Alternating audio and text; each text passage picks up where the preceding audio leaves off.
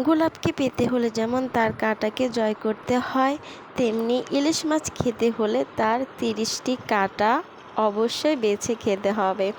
আসসালামু আলাইকুম guys, welcome to Fermi explorer. এখন আমি আপনাদের সাথে শেয়ার করব আলু দিয়ে ইলিশ মাছের ঝোল রেসিপি।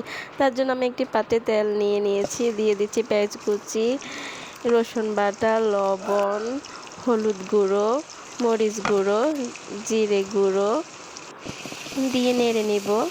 দিয়ে দিচ্ছি টমেটো পেস্ট, ভালোভাবে নেড়ে নিব। একটু পানি দিয়ে কিছুক্ষণ রান্না করব। এ তো কষানো হয়ে গেছে, এখন দিয়ে দিচ্ছি মাছগুলো, দিয়ে দিচ্ছি আলু। মাছ আর আলু দুইটা ভালোভাবে মিক্স করব মশলার সাথে, যাতে মশলা সব উপকরণ মাছের ভিতরে ভালোভাবে ঢুকে যায়। কিছুক্ষণ ডেকে রান্না করব। আমার প্রায় রান্না করা শেষ। এই তো হয়ে গেছে সবার প্রিয় ইলিশ মাছের ঝোল। আমার তো খুবই প্রিয়। আল্লাহ হাফেজ।